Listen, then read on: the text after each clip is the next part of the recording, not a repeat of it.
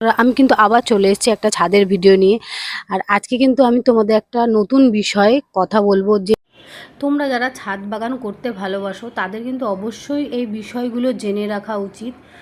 যারা যারা যখন ছাদ বাগানে প্রচুর গাছ রাখো, তো যখন তোমাদের নার্সারিতে গিয়ে গাছ পছন্দ হয় তখন কিন্তু তোমরা নার্সারি থেকে গাছ নিয়ে চলে আসো, কিন্তু সেই গাছগুলো যখন সঙ্গে সঙ্গে বসানো হয় তখন কিন্তু গাছগুলো সেই পরিবেশের সঙ্গে মানিয়ে নিতে পারে না, তার জন্য কিন্তু গাছগুলো মরে যায়। তো কিন্তু তোমরা যারা গাছ প্রচণ্ড ভালোবাসো তারা কিন্তু এই কাজগুলো অবশ্যই করো না। তোমরা গাছগুলো নিয়ে এসে আগে 1 মাস রেখে তারপরে গাছগুলো পরিবেশের সঙ্গে যখন মানিয়ে নেওয়ার মতো হয়ে যাবে তারপরে কিন্তু তোমরা এই গাছগুলো টবের মধ্যে বসাবে। তো আজ কিন্তু আমি এই কথাগুলোই বলবো এই ভিডিওর মধ্যে, আর দেখাবো যে কীরকম ধরনের টবের মধ্যে তোমরা প্রথমেই ছোট গাছ রাখবে, আর বড় যখন গ্রোথ হবে তখন কীরকম ধরনের টবে সেই গাছগুলোকে সেপারেট করে দেবে।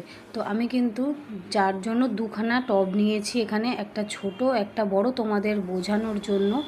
আর একটা কামিনী ফুল গাছ কিন্তু আমি একটা বড় টবে তার জন্য বসিয়ে দিয়ে রেখেছি, আর একটা ছোট পট নিয়েছি।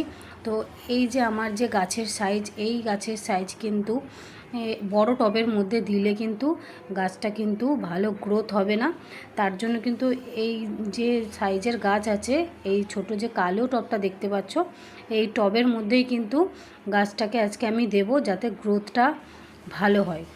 আমি কিন্তু এই কালো টবটার মধ্যেও সেম প্রসেসে মাটি তৈরি করে নিয়েছি।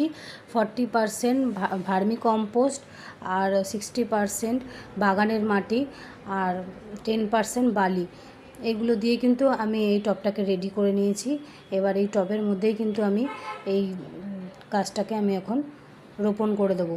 তো প্রথমে আমি গাছটা কিছুদিন তো রেখে দিয়েছিলাম, 1 মাসেরও বেশি হয়ে গেছে। আর এই যে শিকড়গুলো হয়ে গেছে, শিকড়গুলো কিন্তু যাতে না নষ্ট হয় তার জন্য কিন্তু আস্তে আস্তে করে এই প্লাস্টিকটাকে ছিঁড়ে, যাতে শিকড়টা নষ্ট না হয়। আর বর্ষাকালে প্রচণ্ড আগাছা হয়ে যায়, তো আগাছাগুলো কিন্তু আগে তোমরা পরিষ্কার করে নেবে।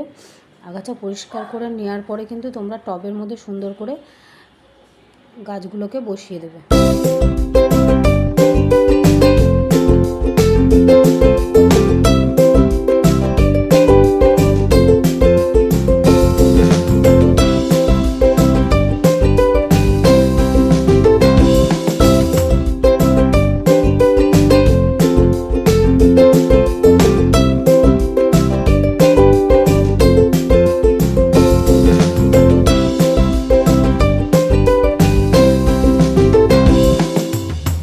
এইভাবে কিন্তু আমি গাছগুলোকে বসিয়ে নিয়েছি। এবার কিন্তু এগুলোকে একটু ছায়াযুক্ত স্থানে রেখে দেবো, ডাইরেক্ট যেন রোদ না পড়ে সঙ্গে সঙ্গে, নাহলে গাছগুলো যদি সঙ্গে সঙ্গে রোদ পায় তাহলে কিন্তু গাছের শিকড়গুলো পচে যেতে পারে।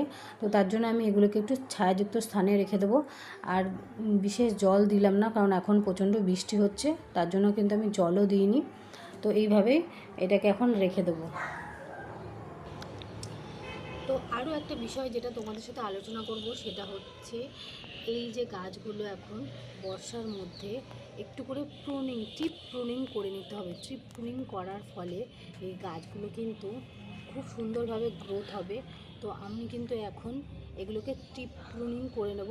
ট্রিপ প্রুনিং ব্যাপারটা যারা বুঝতে পারছো না, সেটা ট্রিপ প্রুনিং ব্যাপারটা হচ্ছে এই যে গাছের যে একদম মাথার কাছে যে, তো এই যে কচি ডাল বেরোয় সেখান থেকে মাথা থেকে কিন্তু এতটা মতো কেটে দিতে হয়, তাহলে কিন্তু এই ট্রিপ প্রুনিংটা হয়ে যায়। আর এই ট্রিপ প্রুনিংটা হওয়ার ফলে কিন্তু গাছটা সুন্দরভাবে গ্রোথ হয়, ঝাঁকড়া হয়। তো তোমরা কিন্তু যে কোনো গাছ, বিশেষ করে এখন জবা ফুল গাছ কিন্তু তোমরা করতে পারো, কারণ যেহেতু জবা ফুল গাছ শীতকালে প্রচুর ফুল হবে। তো তার জন্য এখন তোমাদের যাদের ছাদ বাগানে জবা ফুল গাছ আছে তারা কিন্তু এই মাথা একটুখানি করে কেটে, কচি অংশটা যে মাথা যে থাকে এতটা মতো করে কেটে তোমরা কিন্তু ট্রিপ প্রুনিং করে নেবে।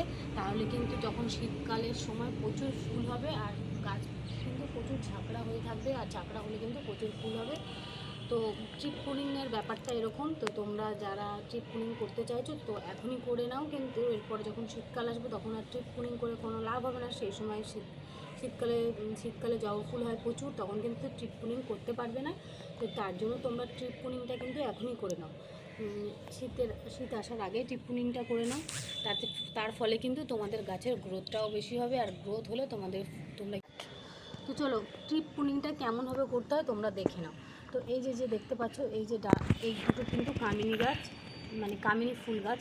তো এটার কিন্তু যে আমি সেই মাথাটা, যে এখানে এই মাথাটা কিন্তু আমি এরকমভাবে কাঁচি দিয়ে এই যে এরকমভাবে কেটে দিচ্ছি। এটাও কেটে নিয়েছি, আর এই গাছটাও কিন্তু এইভাবে আমি কেটে দিলাম। এইভাবে কাটার ফলে কিন্তু এরপরে গাছটা কিন্তু আরও সুন্দর শাখা পোশাখা বেরোবে, সাইড দিয়ে চারপাশ থেকে শাখা পোশাখা বেরিয়ে গাছটা কিন্তু আরও সুন্দর গ্রোথ হবে। তো তার জন্য কিন্তু আমি ট্রিপ পুনিং করে নিলাম। তো আজকের ভিডিওটায় কিন্তু এইগুলোই ছিল বিষয়বস্তু। তোমরা কারা বুঝতে পেরেছো অবশ্যই কিন্তু আমাকে কমেন্টে জানিও, আর কারা বুঝতে পারোনি তারাও কিন্তু আমাকে কমেন্টে জানিও। তো আজকের ভিডিওটা বেশি বড় করলাম না, ভিডিওটা এখানেই শেষ করছি। তো চলো টাটা, দেখা হবে তোমাদের সাথে নেক্সট ব্লগে।